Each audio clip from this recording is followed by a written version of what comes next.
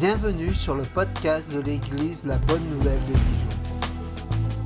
Merci de nous suivre afin de plonger ensemble au cœur de la Bible et d'y découvrir le message que Dieu adresse à ceux qu'il aime. Nous serions heureux de vous rencontrer un dimanche au 8B rue Jules Viol à Dijon. Bonne écoute. Aujourd'hui, assez étonnamment, je vais lire un passage dans un livre, alors en espérant que ça ne vous endorme pas, mais c'est en étant venu à votre église, là, il y a 2 semaines, il y a eu, 3 semaines déjà, donc les 2 missionnaires qui vont s'en aller au Sénégal, et je discutais avec lui. Et en discutant avec lui, il m'a parlé d'un livre, parce que je lui posais la question en disant « Mais t'as pas trop peur d'aller là-bas, ça t'angoisse pas trop ?» Vous avez entendu un peu tout son parcours. Et il m'a conseillé ce livre, ça s'appelle « Mes voix ne sont pas vos voix ». Et il m'a dit « Attention, quand tu vas lire ça, accroche-toi. Accroche-toi parce que ça risque de te bousculer beaucoup. » Et je l'ai acheté, et c'est bousculant. Mais vraiment bousculant. C'est un livre qui est écrit en collaboration avec Porte Ouverte. Donc Porte Ouverte, vous connaissez, c'est l'organisme qui s'occupe qui s'intéresse à l'Église persécutée. Et le sous-titre de ce livre, c'est « Continuerez-vous à suivre Jésus-Christ si cela vous paraissait absurde ?» On verra ça tout de suite. Parce que je continue, moi, à prêcher sur le thématique, donc le livre des actes. Est-ce que tu peux me passer ma bouteille d'eau, parce que j'ai la gorge très sèche. Merci. Mais avant de commencer cette prédication, je te demanderai, Frédéric, bien écoute, si tu veux bien prier pour...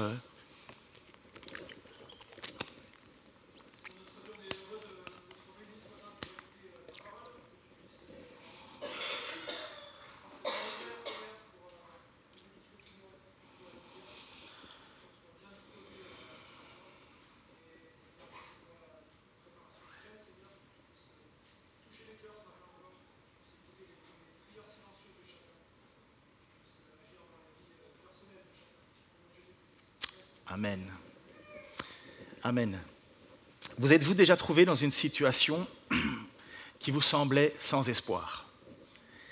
Où vous vous demandiez pourquoi, vous demandez pourquoi à Dieu il vous arrive tant de problèmes alors que vous faites sa volonté?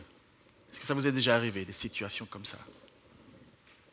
Le récit de ce matin peut nous interpeller, car nous avons en ce moment, dans l'histoire qui continue, dans le livre des Actes, au chapitre 16, 25 à 40, Paul et Silas qui se retrouvent au fond d'une prison, les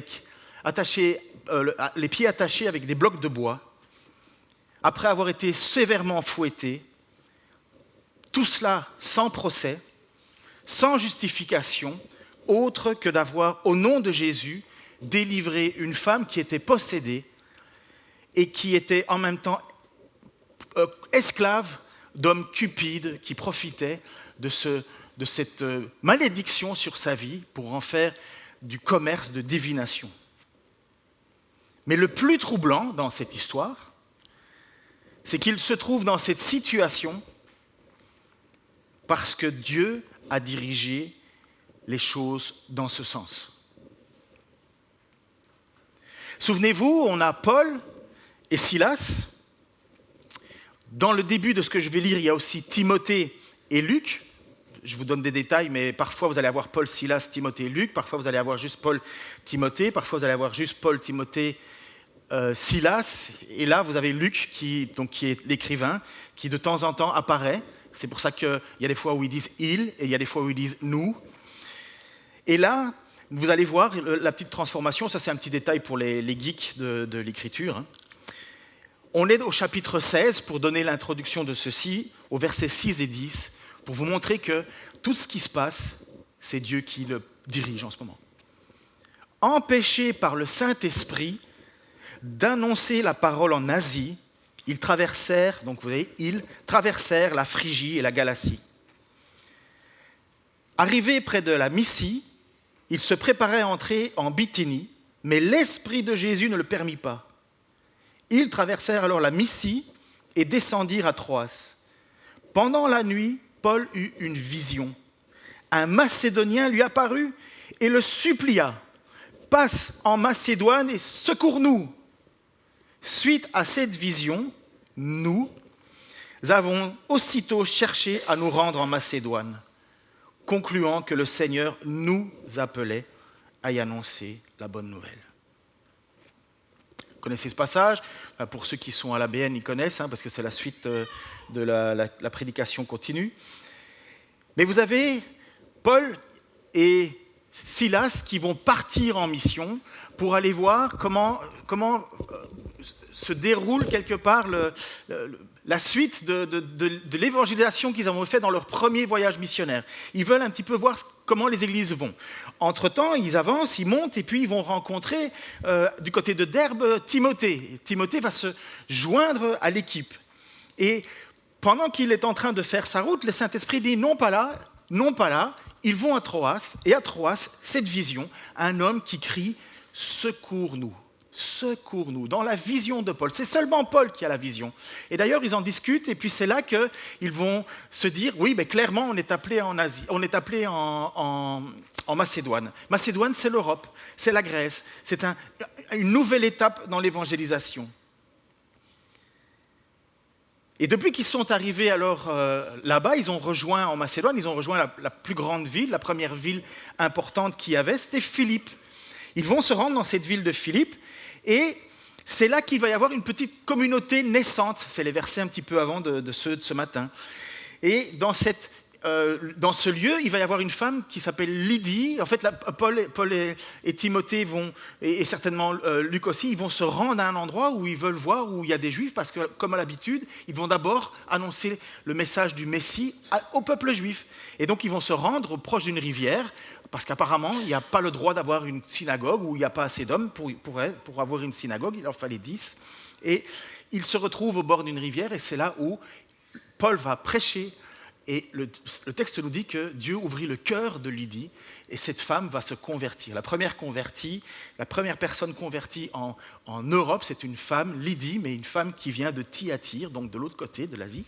Et elle est là, et elle est touchée par le message de l'Évangile, et c'est elle qui va ouvrir sa maison. C'est une femme certainement qui a beaucoup de moyens. Elle va ouvrir sa maison, et il va y avoir la première église naissante, une église de maison, qui va se passer dans cette ville de Philippe.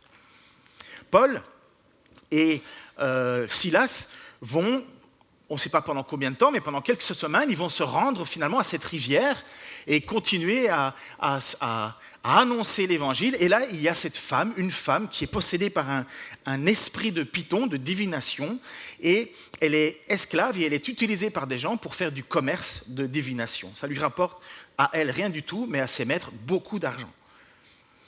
Mais là, quand Paul va, au bout d'un certain temps, être excédé de l'entendre courir derrière, parce qu'elle dit « Écoutez-le, ce sont des envoyés du Dieu très haut, ils vous annoncent le chemin du salut ». Paul coupe court à un certain moment, mais au bout d'un certain temps, il est fâché et il la fait taire et il dit « Au nom de Jésus-Christ, sors de cette femme, elle est libérée, délivrée sur le champ ». Sauf que ça ne plaît pas aux commerçants, parce qu'ils viennent de perdre leurs gains, ils viennent de perdre leurs moyens de pouvoir profiter de cette femme, et ils vont prendre Paul et Silas, les jeter au milieu de la foule et les accuser, et surtout les accuser en disant « Ce sont des Juifs !» Parce qu'ils n'aimaient pas les Juifs à ce moment-là. Un peu à Rome, ils avaient été chassés, les Juifs. Il y avait quelque chose qui ne plaisait pas. Et donc on commence en fait à fouetter Paul et à fouetter Silas. Et à un certain moment, on les jette en prison. Et voici le texte en versets 23-24. Après les avoir roués de coups, ils les ont jetés en prison en recommandant aux gardiens de la prison de les surveiller de près. Face à une telle consigne, le gardien les a jetés dans la prison intérieure et emprisonné leurs pieds dans des entraves. Ils sont jetés au plus profond de la prison. Il n'y a pas vue sur l'extérieur. Ils sont dans un endroit le plus horrible de cette prison. Et non seulement le plus horrible, mais vu qu'apparemment il y avait tout un foin autour de eux, on les a en plus entravés. Donc Paul et Silas, pour le moment, sont enchaînés au fond d'une prison. Et certainement, ce n'est pas pour vous, mais tu te demandes, qu'est-ce que tu fais là, alors que tu as reçu de la part de Dieu une vision d'un homme qui dit « Sauve-nous ». Là, à ce moment-là, j'ai plutôt l'impression que c'est Paul et Silas qui devraient crier à Dieu « Sauve-nous ». Les rôles ont été inversés. Que font-ils là? Et c'est là où on découvre et où on devrait redécouvrir, et je vous encourage à lire ce livre, sérieusement, comment vivre et comment réagir dans ces moments-là.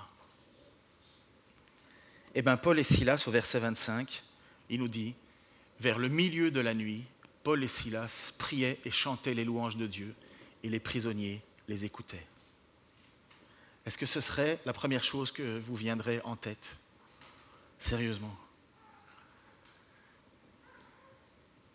Sérieusement, on se pose la question, on est là, et je suis le premier à m'inclure dans cette situation. Je suis le premier à avoir été complètement chamboulé par ce livre et par les récits.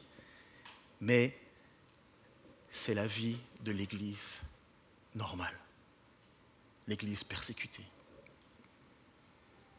Est-ce qu'ils chantaient des chants de joie en tapant dans les mains et avec des tambourins? Certainement pas, ils étaient dans les chaînes. Mais ce qu'ils faisaient, c'est qu'ils priaient et ils chantaient les louanges. Alors ce sont des chants d'espoir. Nous avons perdu un petit peu cette notion, quelque part, du chant d'espoir, mais je peux vous assurer que tous ceux qui ont été esclaves, et il suffit de se souvenir un petit peu de l'histoire des chants qu'aujourd'hui on découvre dans le blues ou le gospel ou les negro spirituals, mais c'était des chants d'espoir qui étaient chantés dans les champs en Amérique lorsqu'il y avait des esclaves africains qui avaient été envoyés aux États-Unis pour la cueillette du coton. Ils chantaient dans les champs. Et c'est ce qui nous a donné aujourd'hui, par la suite, le gospel. Et ce sont des chants d'espoir. C'est ça les psaumes. Comme le psaume 116. Oui, j'aime l'Éternel car il m'entend lorsque je le supplie. Il m'a prêté l'oreille. Normalement, ça se chante. Je ne sais pas comment il le chantait, mais ça se chante. Il m'a prêté l'oreille. Je l'invoquerai donc tous les jours de ma vie.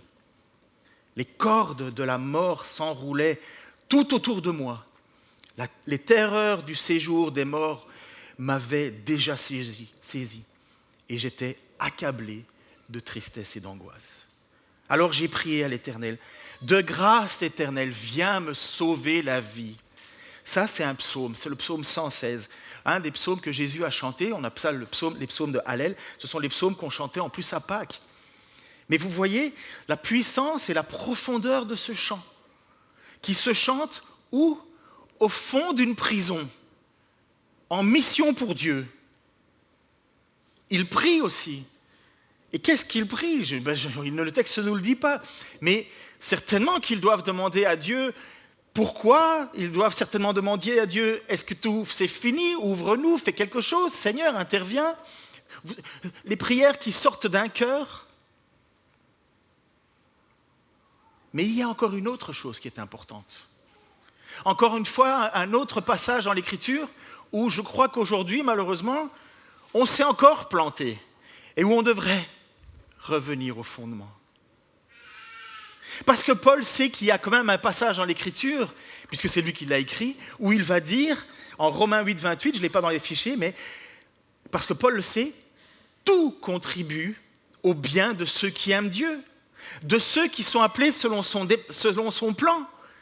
Et nous avons pris ce passage et nous l'avons sorti de son contexte. Mais Paul est en train de prier dans l'Écriture et avec cette certitude qui dit, mais de toute façon, les plans de Dieu sont bons. Dieu n'a pas arrêté sa mission. Dieu n'a pas stoppé son aide. En Romains 8, quelques versets plus loin, versets 35 à 37, Paul continue en disant « Qui nous séparera de l'amour de Christ? Serait-ce la détresse ? Serait-ce l'angoisse, la persécution, la faim, le dénuement, le danger ou l'épée? De fait, il est écrit, c'est à cause de toi qu'on nous met à mort à longueur de journée, qu'on nous considère comme des brebis destinées à la boucherie. Au contraire, dans tout cela, nous sommes plus que vainqueurs grâce à celui qui nous a aimés. Comment se sentir plus que vainqueur dans un moment où tu viens de citer l'Écriture qu'il dit « c'est à cause de toi qu'on nous met à mort à longueur de journée, qu'on nous considère comme des brebis destinées à la boucherie ». Paul et Silas sont dans la prison. Ils ne savent pas ce qui va se passer. Mais ils louent le Seigneur. Ils chantent et ils prient. Et il dit, au contraire, dans tout cela, nous sommes plus que vainqueurs, grâce à celui qui nous a aimés. Quelle est cette vision de vaincre à ce moment-là? C'est alors que le Seigneur et Providence est intervenu, et je le crois, pour répondre à la vision que Paul a reçue. Pour le moment, il n'y a que 2 femmes qui sont converties dans l'histoire. Enfin, une qui est convertie, Lydie, une qui est délivrée, l'esclave, et puis il n'y a toujours pas la présence de cet homme dont Paul a eu cette vision. Et je crois que c'est ici l'histoire qui continue, et où Paul va rencontrer cet homme. Alors ça, c'est mon interprétation. Elle n'est pas fausse, elle n'est pas appuyée par des commentateurs bibliques, parce que voilà, c'est pas écrit clairement, c'est cet homme-là qui a dit ça, et ainsi de suite. Mais pour moi, c'est une suite logique. Écoutez le texte de ce matin. Tout à coup, il y eut un tremblement de terre si violent que les fondations de la prison ont été ébranlées. Toutes les portes se sont immédiatement ouvertes, et les liens de tous les prisonniers ont été détachés. Lorsque le gardien de la prison s'est réveillé et a vu les portes de la prison ouvertes, il a tiré son épée, prêt à se tuer, car il croyait que les prisonniers s'étaient enfuis. Mais Paul a crié d'une voix forte, « Ne te fais pas de mal, nous sommes tous ici !» Alors le gardien a demandé de la lumière, est entré précipitamment et s'est jeté tout tremblant aux pieds de Paul et Silas. Il les a fait sortir et a dit, « Seigneur, que faut-il que je fasse pour être sauvé ?» Paul et Silas ont répondu, « Crois au Seigneur Jésus-Christ et tu seras sauvé, toi et ta famille. » Et ils lui ont annoncé la parole du Seigneur, ainsi qu'à tous ceux qui étaient dans leur maison. À cette heure-là de la nuit, le gardien les a emmenés pour laver leurs plaies. Il les a immédiatement baptisés. Ils ont été immédiatement baptisés, lui et tous les siens. Après les avoir conduits chez lui, il leur servit à manger et il se réjouissait avec toute la famille d'avoir cru en Dieu. Waouh! Dans ce texte, dans ce livre, ce n'est pas toutes les portes de prison qui se sont ouvertes. Tous les chrétiens qui prient aujourd'hui n'ont pas les prisons qui s'ouvrent. Mais là, il y a une grâce particulière. Et voilà où nous en sommes. Et voilà, je crois que vous en êtes là aussi. Nous ne pouvons pas nier le miracle, ni le croire que c'est un automatisme. Nous sommes entre les deux. Nous sommes à la dépendance de Dieu. Étienne a été lapidé. Jean-Marc, c'est Marc? Non, c'est Jean-Marc. Je ne sais plus lequel. Alors qu'il était en prison, il a été tué et Pierre a eu les portes qui se sont ouvertes. Certains ont été libérés, d'autres pas. Et ici, quelque chose se passe. La main de Dieu intervient. Et je crois qu'elle intervient clairement pour répondre à cet appel que Paul a reçu. Et puis cette question qu'on aimerait bien entendre de la part de nos familles, de nos amis, des gens qui nous entourent, de nos collègues de travail. Que faut-il que je fasse pour être sauvé? C'est la question, je pense qu'on ne saurait même pas quoi tout dire. Mais voilà où Jésus voulait en arriver de la bouche de cet homme. Quelques minutes avant, il était leur bourreau, et maintenant, il devient leur débiteur. Quelques minutes avant, c'était lui qui se tenait au-dessus, et maintenant le texte nous dit qu'il s'est jeté à leurs pieds. Il s'est jeté tout tremblant aux pieds de Paul et Silas. Le gardien voulait mettre fin à sa vie. Pourquoi? Parce que à cette époque, dans cette notion du stoïcisme, et en même temps selon les règles romaines, le chef de prison ou les gardiens de prison étaient responsables de leurs prisonniers et devaient répondre de leur propre vie si les prisonniers s'évadaient ou quoi que ce soit. Ils devaient en répondre de leur propre vie. Et donc cet homme, avec cette notion d'honneur, voulut se suicider. Parce que c'était plus honorable de mourir suicidé que de mourir d'une mort imposée par la loi. C'est un petit peu aussi la notion qu'il y avait dans les traditions japonaises de l'époque. Ce fameux harakiri, là, vous avez entendu déjà ça, enfin j'imagine. Mais mourir ne sauve pas du jugement de Dieu. Il les précipite, comme le dit l'Écriture, il est donné à l'homme de mourir une fois, après quoi vient le jugement. Et nous sommes tous ici, dit Paul. Il n'y a pas un seul prisonnier qui est parti. On ne comprend pas pourquoi. Est-ce qu'ils sont subjugués? Est-ce que la main de Dieu a fait en sorte que tous les prisonniers restent sur place? Le geôlier, gardien de prison geôlier, rentre avec sa torche, donc c'est qu'il fait noir, et il voit bien que tout le monde est là.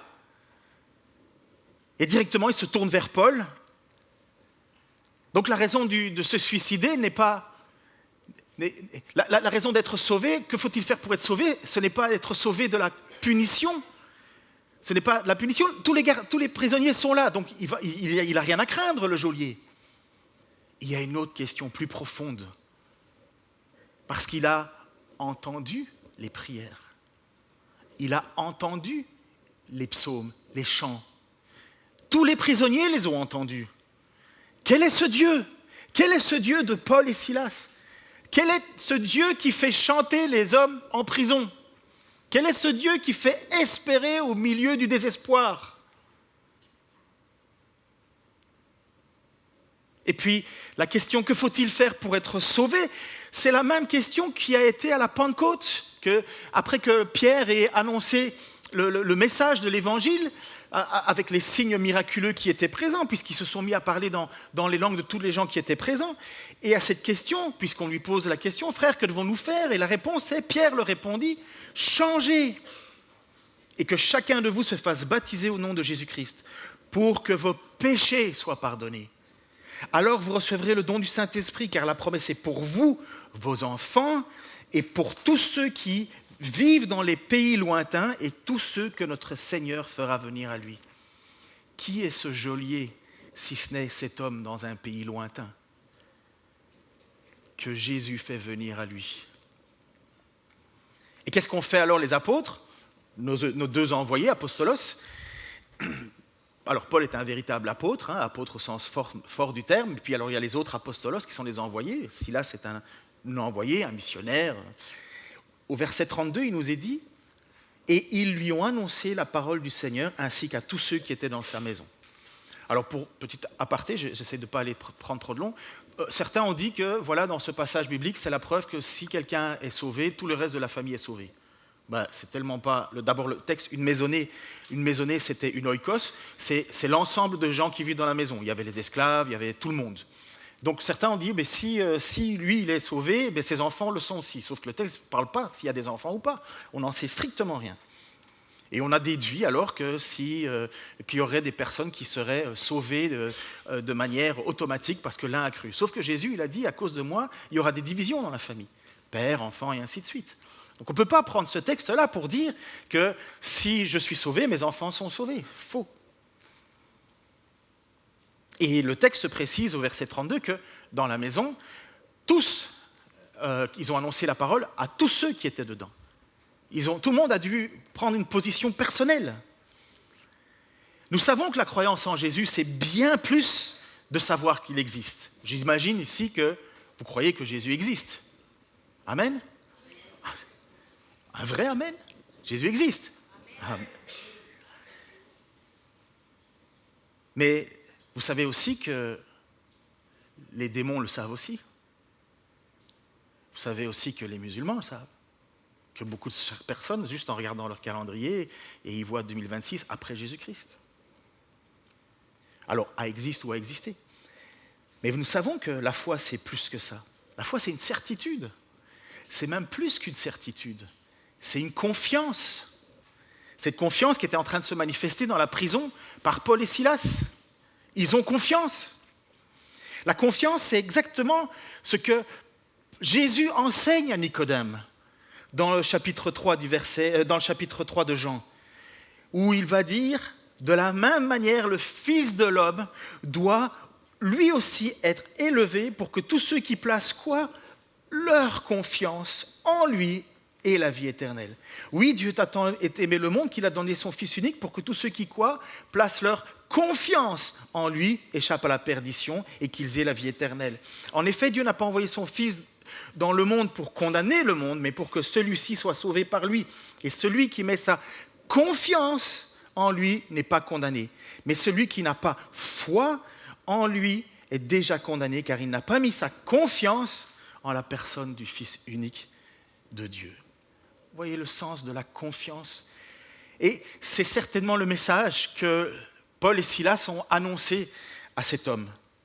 Dieu est venu au milieu de nous et il faut que tu le crois. Il faut que tu aies confiance. Mais comme Lydie, certainement, Dieu a ouvert le cœur. Dieu a ouvert le cœur. On peut dire des choses comme ça à beaucoup de personnes, ils passeront à côté. Et n'oubliez pas, c'est ce que Jésus a dit. Il a dit, j'ai perdu mon verset, qu'il les ferait venir... Tiens, j'ai perdu un morceau. Bon, c'est pas grave. Et tous ceux qui feront venir à lui. Et ce message est pour tous ceux qui vivent dans les pays lointains, tous ceux que le Seigneur, notre Dieu, fera venir à lui. Dieu a fait venir à lui ce geôlier, comme il a fait venir à lui Lydie. Le texte ne nous parle pas des autres prisonniers, il ne nous parle de rien. Pour le moment, il se fixe sur le geôlier et les gens de sa famille à qui le message a pu être annoncé. Nous voyons qu'il y a quelque chose qui a été transformé dans le cœur de cet homme. Directement un changement d'attitude dans ce gardien. Il les accueille dans sa maison. Ce sont des prisonniers. Et il les accueille dans sa maison. Il risque son boulot, là. Il risque sa position. Il les accueille, il leur lave leurs plaies. Il va s'occuper d'eux. Au départ, il s'était occupé durement d'eux. Et maintenant, il lui montre de la compassion, de la grâce. Il va les recevoir à sa table, il va leur donner à manger. On voit un changement et ils vont se réjouir. Ce n'est pas une connaissance qu'il a eue, c'est une transformation. Cet homme a été touché par Dieu, touché par la grâce. Waouh, qu'est-ce qu'on aime voir ça, n'est-ce pas? Vous aimez voir ça? On aime entendre des témoignages, on n'en voit pas suffisamment malheureusement autour de nous et on aimerait bien en voir plus, mais des personnes être touchées par la grâce de Dieu. Vous demandez que faut-il faire pour être sauvé, vous leur annoncez le message de l'Évangile et vous voyez que c'est plus qu'une connaissance qu'ils ont appris, c'est une nouvelle naissance qu'ils ont découvert. Ils sont nés de nouveau, ils ont Dieu en eux. Un théologien connu sur le nom de R.C. Sproul, peut-être que vous connaissez, d'ailleurs vous pouvez avoir tous ses livres gratuits grâce à BLF Édition, en téléphone, en e-book, et même en audiobook. Bref, il a écrit quelque chose au sujet de la concomitance.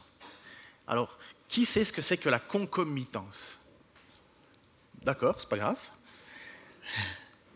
Rendre quelque chose concomitant, vous avez déjà vu?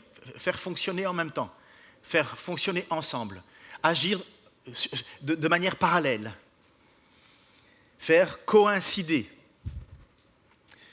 Et il nous a dit il nous enseigne cette notion de la concomitance, que Dieu agit à travers l'histoire et en même temps, parfois, avec des actions miraculeuses. Il fait agir le miraculeux et puis la vie normale.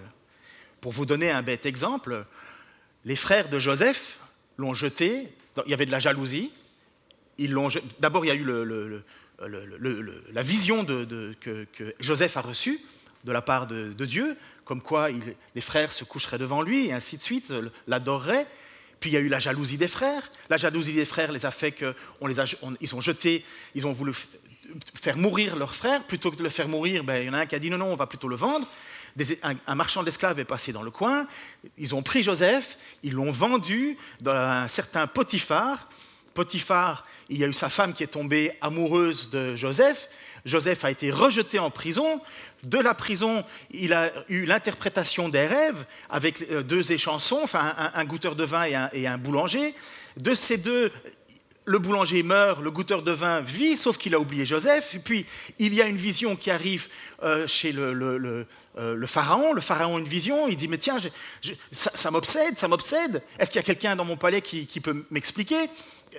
Et là, le goûteur de vin, il dit, ah ben moi, quand j'étais en prison, il y a quelqu'un qui a expliqué les rêves, on va chercher Joseph, on prend Joseph, on lui fait expliquer les rêves. Le pharaon lui dit, ben, tu vas devenir le deuxième de mon royaume, tu vas t'appeler Safed Panéa, et tu vas diriger mon peuple, tu vas t'occuper, parce qu'il va y avoir 7 années de famine, puis 7 années d'abondance, 7 années de famine, et dans les 7 années de famine, il y a le père de Joseph qui rentre dans le pays d'Égypte, et la mission de Dieu va s'occuper, parce que d'après, 400 ans plus tard, Dieu va faire sortir le peuple d'Égypte, et le nom de l'Éternel va être connu dans le monde entier. Concomitance. Des faits de la vie normale, mélangés avec des actions miraculeuses de Dieu. C'est ce qui se passe pour cet homme dans cette prison. Dans ce récit, est-ce que vous voyez la main de Dieu agir ? Paul et Silas partent en mission. Ils veulent partir vers l'Asie. Dieu, par son esprit, dit non. Ils changent de route, ils vont vers la Bithynie. Dieu change les plans et dit non. Ils partent vers Troas. Et là, une vision de cet homme, ce Macédonien, qui crie « Sauve-nous !» Ils prennent le bateau, ils arrivent dans la ville de Philippe. Ils cherchent une synagogue, il n'y en a pas. Ils sont au bord d'une rivière. Ils arrivent au bord d'une rivière. Paul et Silas parlent avec ces femmes qui sont là. L'Écriture nous dit que Dieu ouvre le cœur de Lydie pour comprendre. Elle se convertit. Non seulement elle ouvre son cœur, mais elle ouvre sa maison. Sa maison va devenir la première église en Europe. Et ça va devenir le lieu central. Et de là, Paul va faire les allers-retours pour aller au bord de cette rivière, pour essayer de continuer à trouver des gens et annoncer l'évangile. Sauf que là, il y a une femme qui court derrière, une servante possédée, qui n'arrête pas de crier « Oh, c'est eux, il faut les écouter, il faut les écouter ». Paul, agacé au bout de quelques temps, parce que le texte nous dit quelques temps, il dit « Sors de cette femme ». Il la sort, on la délivre, bam, catastrophe. Il se retrouve jeté au milieu des autorités, la foule, on leur fait même pas de jugement et on les jette en prison, on les frappe, on les frappe à coups de bâton, d'abord on les dénude, comme quoi ça fait bien mal, et puis on les jette en prison. Et puis une fois qu'ils sont dans cette prison, ils sont là, presque sans espoir, mais ils chantent et ils prient, et là le miracle, les portes s'ouvrent, tremblement de terre, et cet homme vient se jeter aux pieds de Paul et Silas pour demander que faut-il faire pour être sauvé. Est-ce que vous pensez que c'est du hasard ? Le hasard n'existe pas. C'est Dieu qui tient toutes choses dans sa main. Est-ce que c'est le plan rêvé dans notre vision ? Non ? Ce n'est pas notre façon aujourd'hui, et nous, occidentaux, confortables, de voir la mission. Mais je vous encourage encore, vos voix ne sont pas mes voix.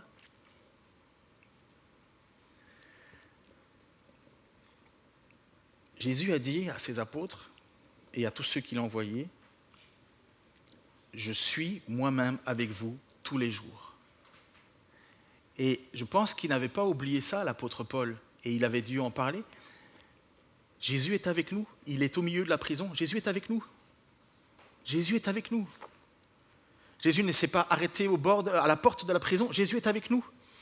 Alors je vous avais prévenu que j'allais lire un petit passage de ce texte, de ce livre, parce que c'est tellement l'illustration de ceci. Tellement l'illustration. Alors, vous êtes prêts pour ceux qui piquent un peu du nez ? Désolé, moi quand j'étais à l'école et que le prof commençait à lire un livre, mais écoutez bien, vous êtes prêts ? Depuis bien des années, une organisation occidentale chrétienne dirigeait une clinique dans une ville d'un grand pays musulman.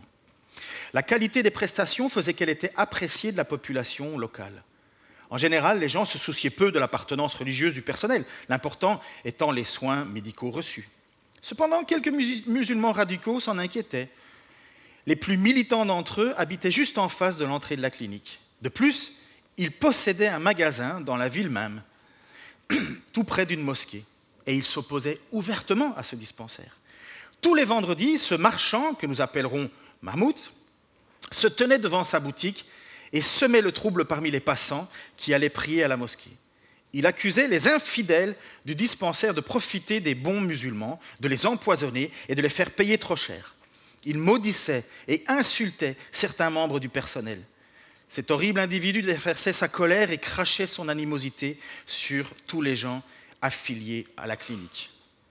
Ce livre, c'est des livres où cet homme, qui a donné un faux nom, parce qu'il va dans les pays persécutés, il récolte tous les témoignages de l'Église persécutée.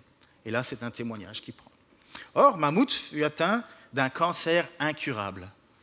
Ses connaissances et amis musulmans, croyant qu'il était contagieux, arrêtèrent de fréquenter son magasin.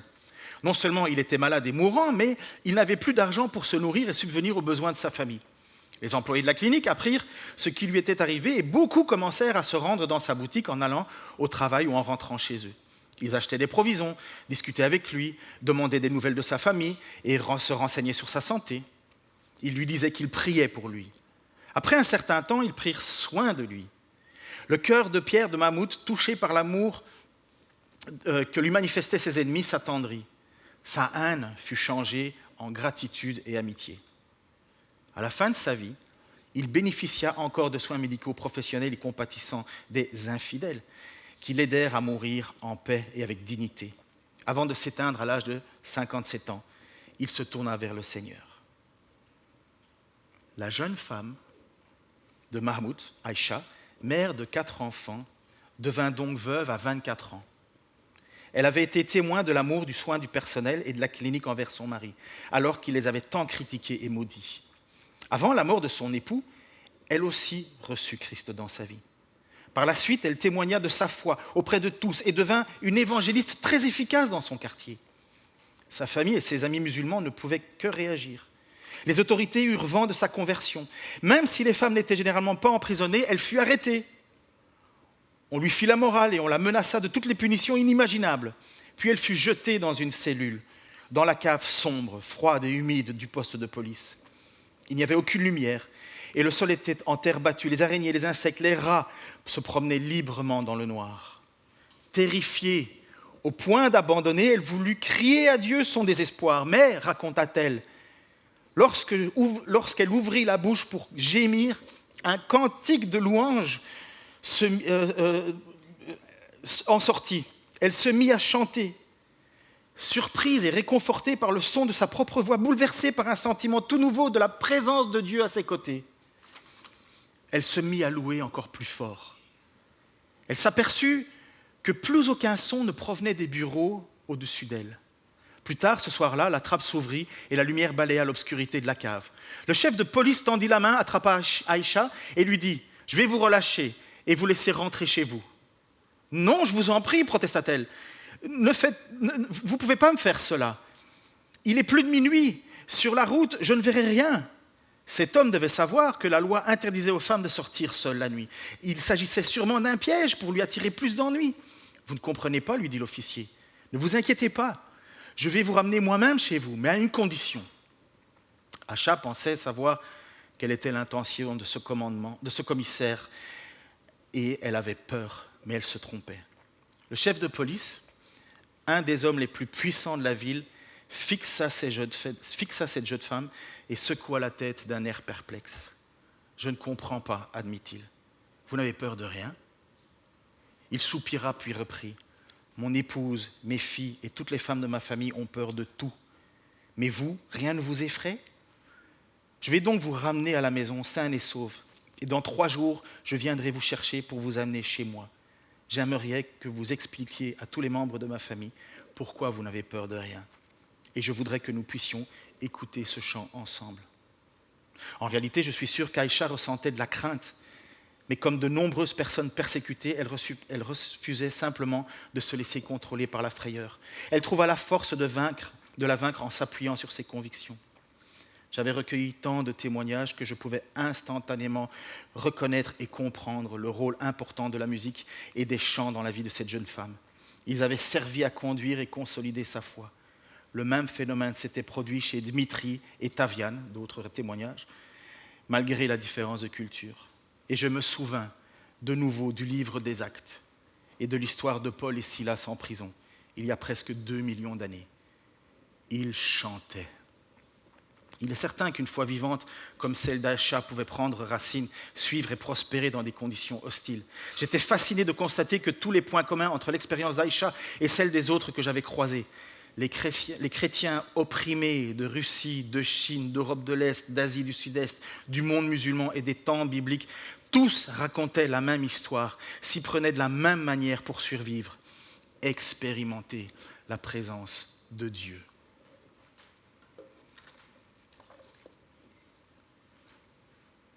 Ce n'est pas pour vous. Alors ça a été, c'était pas trop long.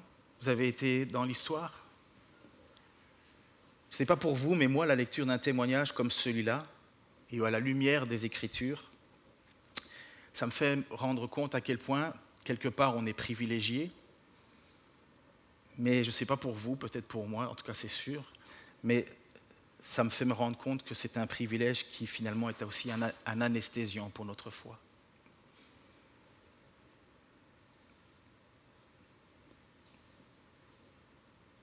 La présence de Dieu. Nous avons la connaissance, mais la présence de Dieu. La présence de Dieu. Ressentir et vouloir vivre cette présence de Dieu. Je crois que ceux qui ont souffert pour leur foi savent ce que c'est que la présence de Dieu. La rechercher. Cette intimité avec Dieu. Je vous demanderai juste, on fait une toute petite pause, si quelques voix veulent prier avec moi humblement, quelques minutes, et puis je continue. Mais que Dieu nous pousse à chercher sa présence.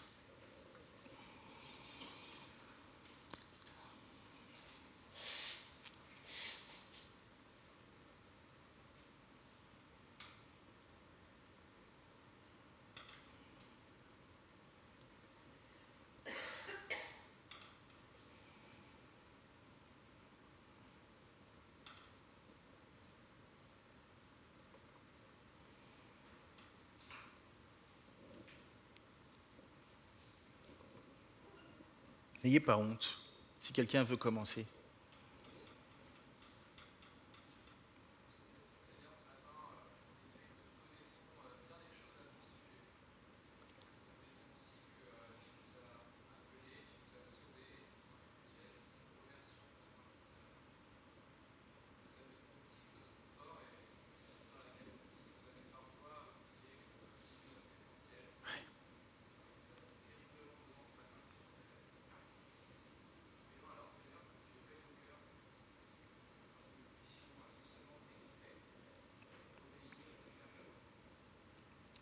Amen.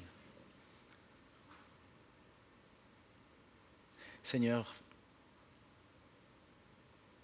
faudra-t-il la persécution pour que nous te cherchions intensément ? Seigneur, c'est vrai que beaucoup passent par des moments difficiles et nous nous rendons compte, Seigneur, que finalement cette souffrance nous approche de toi. Cette souffrance nous aide, Seigneur, à nous libérer du péché.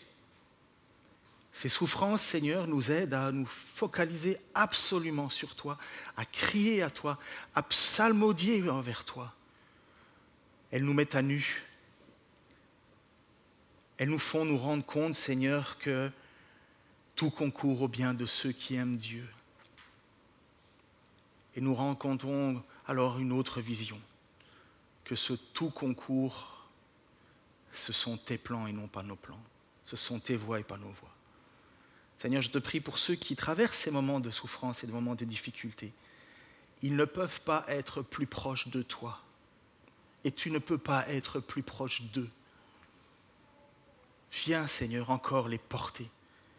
Ils ne sont pas hors de ton plan, ils sont dans ton plan. Rien ne se passe en dehors de ta main. La suite du récit, je vais juste la lire. Je la commenterai plus tard. Un tout petit commentaire tout simplement. Quand il a fait jour, les juges ont envoyé leurs agents dire au gardien de la prison « Relâche ces hommes ». Le gardien a rapporté ces paroles à Paul. Les juges ont fait dire de vous relâcher. Sortez donc maintenant et partez dans la paix. Mais Paul dit aux agents « Après nous avoir fait battre en public, sans jugement, alors que nous sommes romains, ils nous ont jetés en prison et maintenant ils nous feraient sortir en secret. Il n'en est pas question. Qu'ils viennent eux-mêmes nous remettre en liberté. » Les agents ont rapporté ces paroles aux juges qui ont été effrayés en apprenant que Paul et Silas étaient romains. Ils sont venus leur présenter des excuses et les ont libérés en leur demandant de quitter la ville. Une fois sortis de la prison, ils sont allés chez Lydie, cette église naissante, et après avoir vu et encouragé les frères et sœurs, ils sont partis. Nous verrons plus tard, parce que le récit va encore parler de la question de la citoyenneté romaine, mais nous savons que les citoyens romains avaient un droit, et ils avaient des droits. Et cette histoire montre qu'aucune des règles n'ont été respectées. Et Paul a fait dire aux juges, « Oh, vous n'allez pas nous libérer n'importe comment là, vous avez outrepassé vos règles. » Et comme Philippe se vantait d'être une colonie romaine, ils allaient perdre leurs privilèges. Les juges allaient se faire taper sur les doigts. Les juges allaient perdre leur place. Et c'est pour ça qu'ils ont eu la crainte et qu'ils sont venus eux-mêmes s'excuser. Mais il y avait plus que ça pour Paul. Paul, qui a implanté cette église à Philippe, voulait partir et ne pas laisser un poids sur cette église. Ce n'est pas une église, ce n'est pas une communauté de gens qui sont des sans-droit. Faites attention. Quand Paul demande d'être excusé, c'est qu'il voulait faire en sorte de protéger l'église qui allait rester à Philippe. Église dont vous pouvez lire après l'épître aux Philippiens. Seigneur, les musiciens la musicienne et les deux chanteuses. Seigneur, je t'encourage, j'ai rien à te dire. Seigneur, je nous encourage à regarder, Seigneur, par ton esprit, à voir tes plans pour nous. Nous savons que dans le monde entier, des frères et des sœurs souffrent. Nous savons que nous sommes privilégiés, Seigneur, ici. Et, Seigneur, ce qui nous manque souvent, c'est cette présence de toi. Nous te connaissons, c'est vrai. Nous lisons ta parole. Nous aimons ta parole. Elle nous juge, c'est une épée à double tranchant, Seigneur. Mais nous voulons plus. Nous voulons cette présence avec toi, cette présence qui est ce que tu nous as promis. Lorsque nous traversons la vallée de l'ombre de la mort, tu es avec nous, ton bâton et ta houlette nous rassurent. Tu n'abandonnes pas les faibles qui sont au milieu des prisons ou au milieu de la persécution. Non, tu es avec eux. Et tu nous assures, Seigneur, une place dans ta présence. Comme va dire Paul, que ce soit par ma vie ou par ma mort, je glorifierai le Seigneur. Je te prie, Seigneur, que tu viennes à notre secours. Et nous allons encore te louer, Seigneur. Peut-être pas avec la même intensité que Paul et Silas au fond de leur prison, mais avec le même espoir, Seigneur, avec la même certitude que tu peux sauver ceux qui se perdent pour l'éternité. Au nom de Jésus.